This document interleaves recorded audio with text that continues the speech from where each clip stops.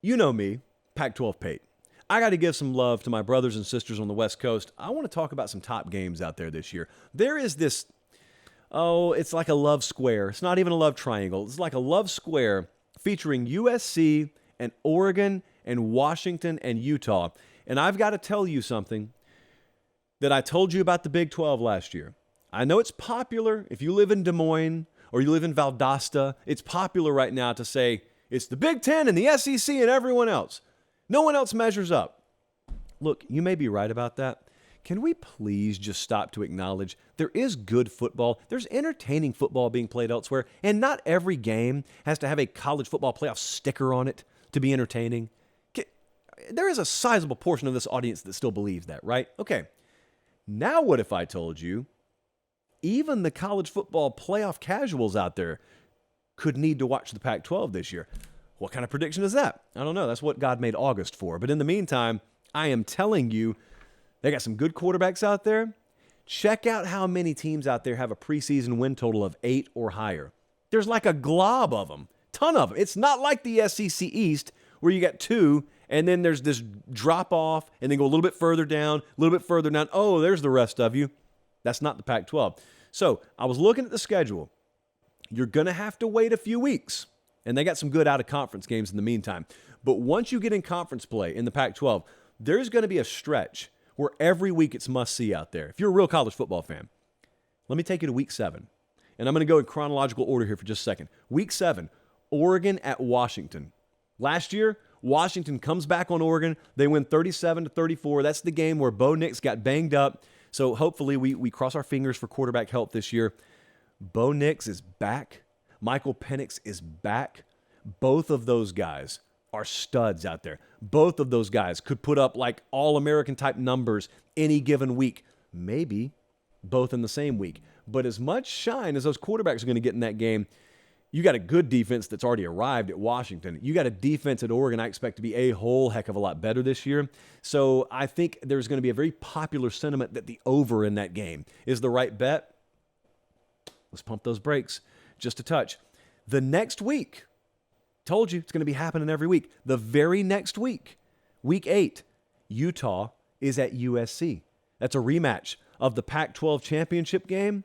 And there's a thought out there, the school of thought from my fine friends in Los Angeles, California, that if Caleb Williams doesn't get hurt in that game last year, Southern Cal wins the Pac-12, Southern Cal goes to the playoff. And I agree with you.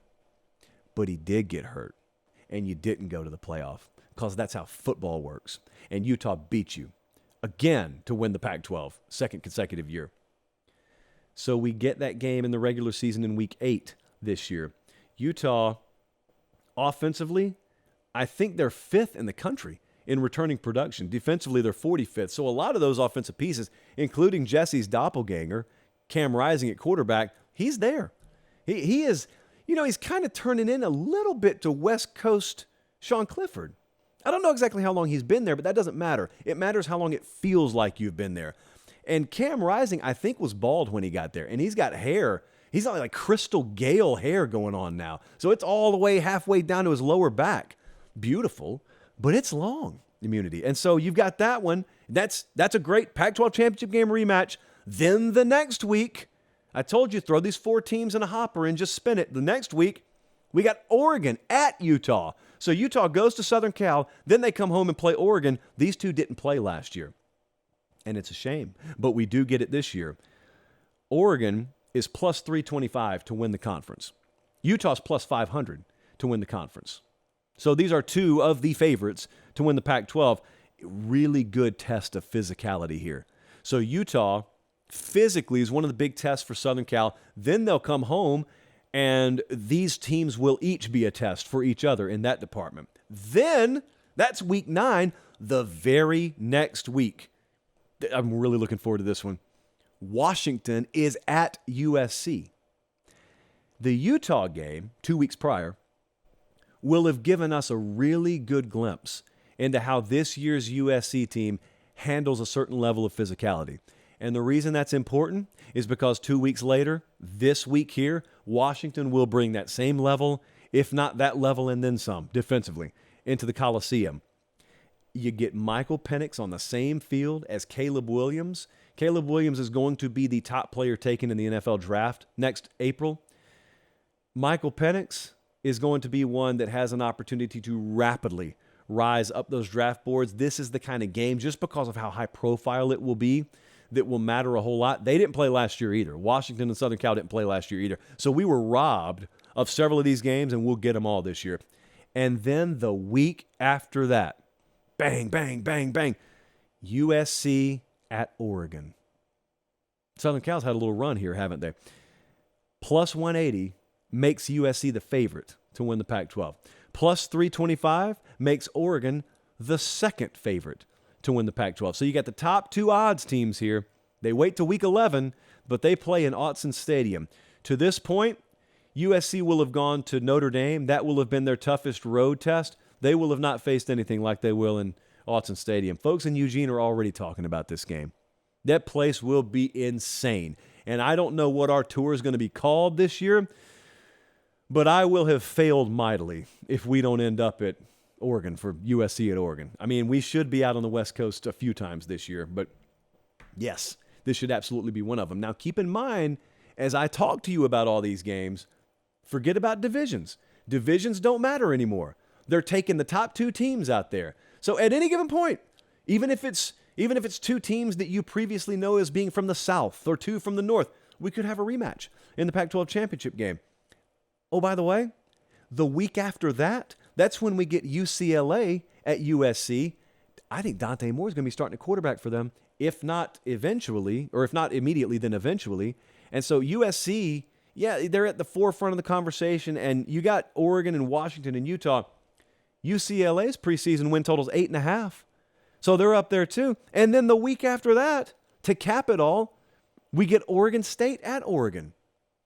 You didn't think I was going through this whole thing without talking about Oregon State. Oh, by the way, Oregon State win total, also 8.5. Oregon's is 9.5. There is just this logjam of pretty good teams out there with a chance to be really good. And the reason that they're going to get slept on nationally is because people think you have to be a national championship contender preseason to be taken seriously. You don't. Look at the odds on the screen right now. You're going half a dozen deep of teams that Vegas is telling you really have a good to at least somewhat chance of winning the conference. USC, Oregon, Washington, Utah, Oregon State, UCLA. That's how the top six shake out. I didn't even mention Colorado. I did not even mention Deion Sanders being out there. I didn't even mention like Kenny Dillingham at Arizona State being out there. Cal had a big influx from the transfer portal. I didn't even have time to mention them. I didn't have time to mention Delora back at Arizona. Jed Fish is one of our favorite head coaches. And they went over on that win total for us last year. Let me get this piece of paper real quick. Paper popping stat. There are 6 teams with win totals of 8.5 or more in the Pac-12. That is the most of any conference in FBS. Any conference, not just Power 5. We're talking about the lower tier too. 8.5 or more. They got half a dozen of them. It's going to be a good year out in the Pac-12.